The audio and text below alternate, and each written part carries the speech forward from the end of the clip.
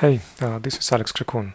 Today I'm going to review steps to troubleshoot the website availability and performance in case you are supporting websites or web applications and dealing with scenarios when website is slow or goes down. These steps may be useful for you.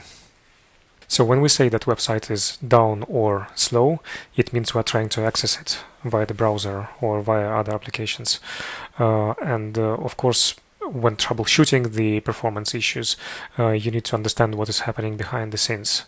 I'm going to cover several aspects: the client side, including the browser settings and cache, the network connection and infrastructure, the server side or the hosting where the site is hosted.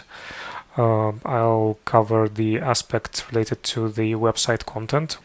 Also worth mentioning that there is domain configuration and DNS configuration, which may impact site availability. It's very simple to make a mistake in those configs, and that small mistake may bring the whole website down or make the whole website or some pages of the site unavailable to the visitors. I'm not going to cover that aspect today, but good topic to keep an eye on. Another note before we proceed: in a separate video I covered the process of how the website is loaded in the browser, including the connections established to the server, including some points about infrastructure and other things. So if you want to refresh your memory, you are welcome to review that video. For today, I'm going to use the sample dummy website that I configured not so long ago. Steps to configure that website were covered in a video. I'll put the link somewhere so you can refer to it. I'll be using that example heavily just to demonstrate some aspects that is physically impacting the way how a website is loading. So here's my dummy test website. Let me open this in the browser. You can see visually that it's loading quite slow. You saw the elements popping up one by one. Took some time, which is not a perfect scenario, but this was configured deliberately, and I'm going to use this example. And let's pretend that this is the production website with very important information showing on it. And here I see that this site is quite slow. First of all, when I am reviewing and troubleshooting the site performance, I'm going to check the client side. This can include several things. Human factor. I may make a mistake when typing in the site name. It happens sometimes. Worth checking that the URL of the website is correct. Then we may have some issues related to the browser, browser cache and cookies.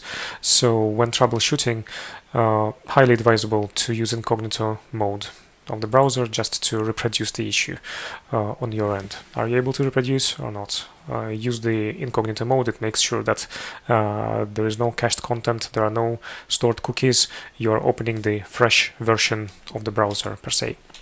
If you see that the website is loading fine for you in incognito mode, and if your end user or other colleagues or other people who are accessing this website are not seeing any delays, are not seeing performance degradation in incognito mode, then the answer is very simple. That was the caching issue. And to fix that, you just need to clear browser cache. Steps will be browser specific. In my case, I'm using Chrome, so I will go to the menu, go to the history, and here I can delete browsing data for time range or for all time, including cookies and cached images. You might, if it's not your browser, it's a browser of the end user you are supporting, then it might be a good idea to keep their browsing history and delete the rest. It will log them out of all their social networks and mailboxes that they might have been accessing in this browser, but this is a reasonable trade-off in order to fix the issue. That, of course, is the basic, silliest reason for site slowness, and this might happen from time to time, but of course this is not the main one. Speaking of the troubleshooting process, it is highly advisable to collect some evidence when you are troubleshooting the site performance. The simplest way to do that is to go to the browser's developer tools and check the network output and console output, whether it has any error messages. What happens on the network tab we are going to discuss further when we move to the troubleshooting of the network connection issues and infrastructure. For the client side, check what you see in the console output. My dummy website does not have anything here, but just to give you an example, if I open some other site and just to demonstrate, as site loads, the console output shows you, based on your filter, of course, it may show you some errors and warnings, which are may or may not related to the issue you are dealing with. You see this site is loaded quite fast. I don't see any performance. Of course, this big vendor, but still the output has some errors. Not all of them will be useful for you, but it's still advisable to go here and check the output. You never know what you can find here. And anyway, very good approach is to capture this as a screenshot or copy this and put to the text file and attach to the ticket you are using to refer this site slowness incident. In the browser developer tools, there is a network tab, which of course you can check, and here you can see which elements are loaded on the page when you open the website in the browser, the response from the server, the size of the elements, and how much time it takes. This might give you some insights and some evidence, which is again part of your troubleshooting, and this evidence should be attached to the record for your investigation. In context of troubleshooting the network connectivity, there are certain no-brainers, like check the signal of your wireless network if you are connected wirelessly, or check whether the network cable is plugged in and whether your network connection is stable. You can use terminal or command line interface to run certain commands to see whether the domain name of your website is getting resolved by the DNS in case issues are there, and to run commands that can help you see whether your network connection is stable enough, and several other things. So let's see how it works. I'll bring up my terminal here, and first of all, what we can do, we can check the resolution of the domain name. I'm going to use nslookup. Alright, non-authoritative answer, but still the domain name gets resolved with the IP address. So no issues there. My browser can establish connection to the IP address, which I see. In this case, site is not down, it's still loading, it's just slow. So yeah, no surprises here, but if site is down, then nslookup may help you to understand whether the issue is caused by the fact that your domain name is not being resolved. Remember to check human error, make sure that the domain name is correct before you trying to resolve it. Next command is obviously ping. You can use ping to see whether your network connection is stable enough, whether there are any packets lost. I'm going to ping my domain name. and you see that ping starts sending small packets, 64 bytes, to the destination, and it measures the response time, and worth mentioning that looks like in macOS ping runs infinitely until I explicitly stop it. In Windows you will see that ping sends 4 packets and then stops automatically. In that case you may need to add parameter -t, and on Windows this will enable ping to run until you explicitly stop it. If you have evidence, or if you strongly suspect that the issues with site loading are related to the network connection, then there are other commands that you can use in the terminal to dig deeper. That's a rabbit hole. We can drill down into those commands a lot, and will derail from the topic of troubleshooting, but it's worth mentioning just for the sake of the context of network connectivity troubleshooting. So one of the commands that I wanted to show is traceroute, or tracert for Windows. If you run this, it will show you the output with hops and addresses of the network nodes as the traceroute goes or connects to the destination domain. You see that step number 1, this is the local IP address of my machine which I am working at, and then these are the addresses, IP addresses of the infrastructure nodes as the request from my machine goes through the network to the DNS servers and further. Let's stop that. Then digging a little bit deeper, there are commands like netstat, which shows you the network interfaces that are running on the local machine. For macOS I found nettop command also that shows interfaces that are running. There are various other commands and programs that can show you the open ports and statistics and routing tables. That is, in my opinion, a little bit beyond the scope of today's session. However, worth mentioning that network connection is a huge topic in itself, and there are multiple tools, not only simple commands in the terminal, but other tools and monitoring solutions that can allow you to troubleshoot the network issues further. Let's see what else we can check while we are troubleshooting the site issues, while assuming that something is wrong with the network connectivity or network stability.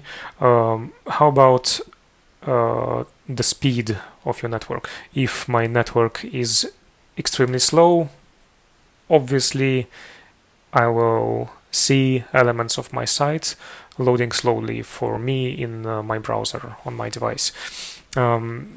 Few things that I can think of how to measure the network speed. One of the resources available is speed test by Ookla.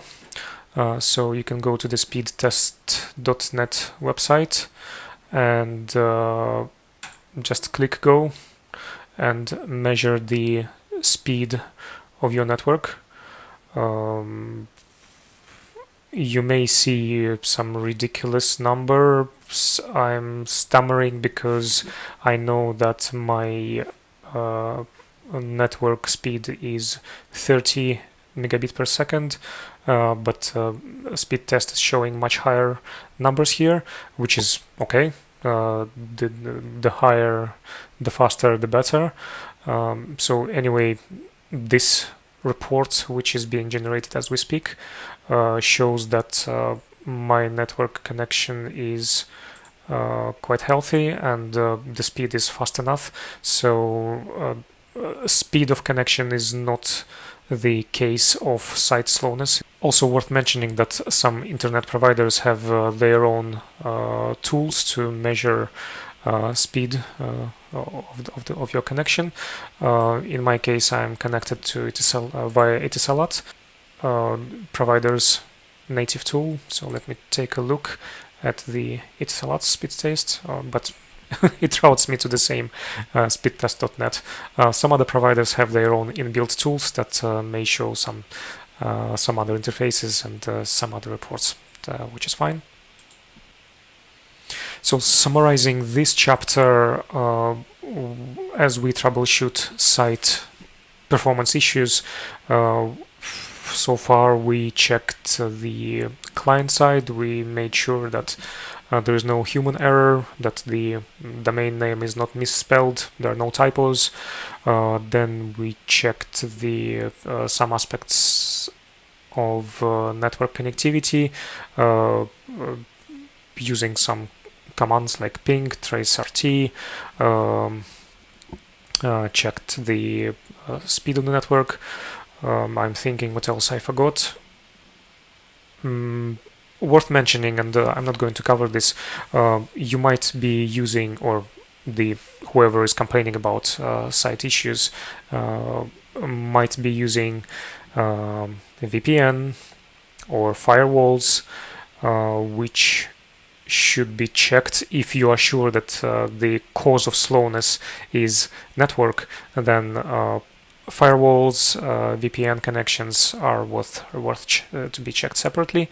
My machine is not having these things, so I'm not going to skip this part.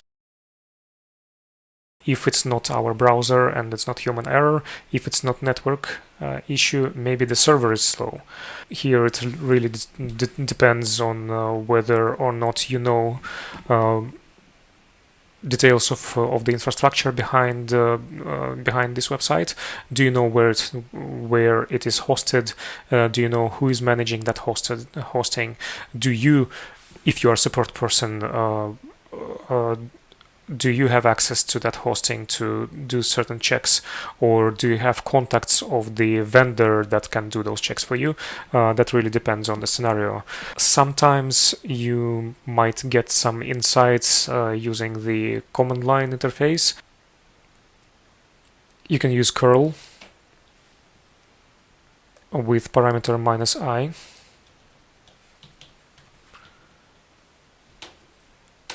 To get some headers.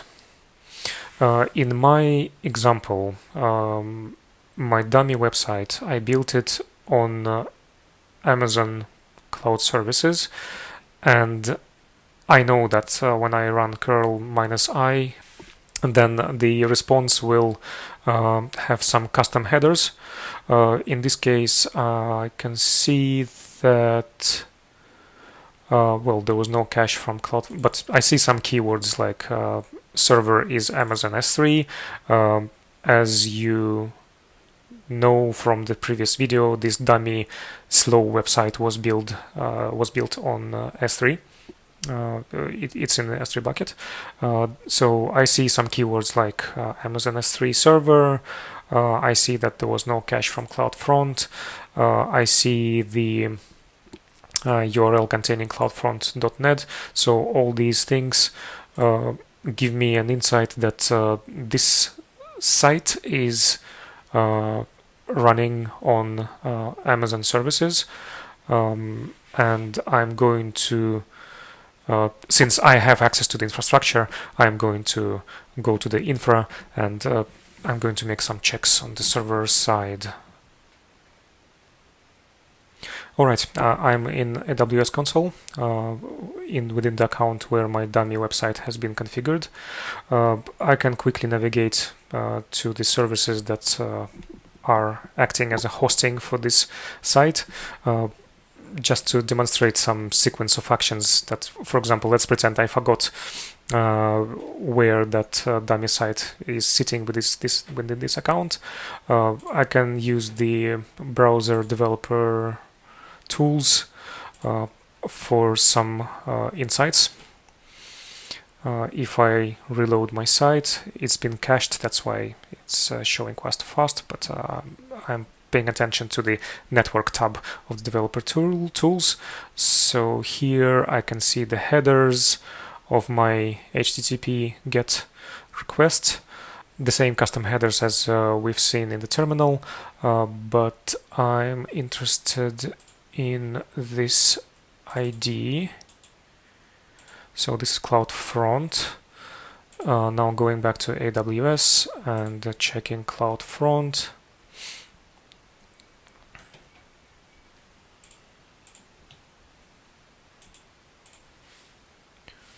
There we go. So yes, there is such CloudFront distribution. And to quickly check the origin, yes, this is S3 bucket. And it's bucket 3. So I'll copy that. Let me see. So speaking of the hosting, this dummy site is hosted within AWS in S3 bucket that has public access. So I will search, or I'll select this from the list. This is a bad example to demonstrate some troubleshooting of issues that on the hosting or on the server end that might be impacting site availability or site performance. This is S3 bucket, which is available. I can only see that the site elements such as the homepage and the folder with images is there. So this, with correct configuration of S3 bucket, guarantees that the so-called hosting is working fine, and the hosting server, in this case AWS S3 bucket, is serving the content to the browser. So in my dummy example, hosting is not a problem. It's still working fine. Had it been EC2 instance or something, a web application or web server running in the container, then we could use the some monitoring reports from AWS to see whether the server which is serving the content to the browser is operating well at a good speed. If the server is drowning in the requests, if the server is not right-sized, if it's not powerful enough to serve all the requests that are coming to it, then you will have your site loading slowly for you. So having covered other aspects from client side to network connection to server side, we can use certain tools and techniques that can allow us to see whether the issue is related to the site content itself. First and foremost, when we suspect that the issue is related to the content, we can use browser's developer tools that allow me to see which elements are loading on the web page, and what the size is and how long they take to load, which can give me some insights about slowness. So if I open the developer tool and go to network tab, let me clear everything and let me reload the page. As the site page loads, I see some elements being added to the network on the network tab to the list, and I can see the size of those elements, and I see the time the browser takes to load and render the elements on the page. So if I suspect that something that some content is causing delays, well, obviously I can sort the elements by size, and I can find that there is a JPEG file, the image, which looks quite huge, and this is my candidate for the root cause of site slowness. Also, I can sort the elements by time, and I see that there is a JSON file probably generated and run by some JavaScript, which is taking 1 second. That's a lot. So we're going to, and initiated by the JavaScript. So yes, that's definitely one of the JavaScripts that is on the website, which is quite slow, which is my candidate number 2 for the root cause of site slowness. So I really like this tool. It gives you some insights very quickly. There is another application which you can run to analyze the site, which is Google PageSpeed. The interface is quite simple. You just paste your website URL and click Analyze. Analysis will take some time depending on several factors, and notice that there is analysis of page performance done for mobile version of the site and desktop version of the site. Obviously here I'm using my desktop, so I'm more interested in the statistics. Here there is an overall performance score and some key metrics that are used to determine the health and productivity of the website. First, contentful paint and a few others. So I would use FCP as my main parameter, and the performance score provided by Google. So you see that the score is built based on multiple metrics. First, contentful paint, adds or removes points, largest contentful paint, adds or removed points, and other parameters are there. So orange is not good. Green, if you see the score in green area, then it's good. If you scroll down below, then this tool provides some insights and advice on what can be done from the content perspective, website content perspective, to make a site load faster. I see that one of the advice is to size the images, and it found that my cat1 JPEG is indeed too huge, which is causing delays. And looks like I'm using some of the JavaScripts that are slowing down the page. Banner SDK.js. That somehow looks very familiar to what I've seen in the developer tool. The same SDK JavaScript and the same huge JPEG, which I think this is a confirmation that in my scenario with this dummy site, the image and the huge image and the JavaScript are the main reasons of site slowness. In this case, again, this is simplified scenario. I know that the images are in my S3 bucket in images folder. So I'm going to go to AWS console once again, and I will try to resize this image. Here I am in the console. I'm in the S3 bucket, which is used as the hosting for my site. I'm in the images folder, and this is the cat1 JPEG file, which is indeed almost 4 megabytes. So I'm going to just download this file, resize, make sure it becomes several kilobytes. Then I'll upload the file again into this S3 folder with the same name, so it does not. I don't break any links in the home page. So here is my file. I downloaded it and I'm editing it in GIMP. I think I'll keep just 10% of the original size. That should be fine. It's just the shitty cat image. I have uploaded my resized file. Now it is just 21 kilobyte versus 4 megabytes as it was before. So I'm going to test my site now, but just a specific to AWS. Since my S3 bucket site is also using CloudFront CDN, I'm going to invalidate cache on the CDN, and then hopefully I will see changes when I open the website in the browser. Just to keep the logical flow, I'll quickly go to CloudFront.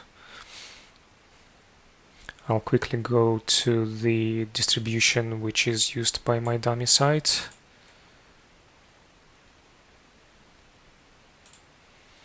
And I'm going to invalidate cache.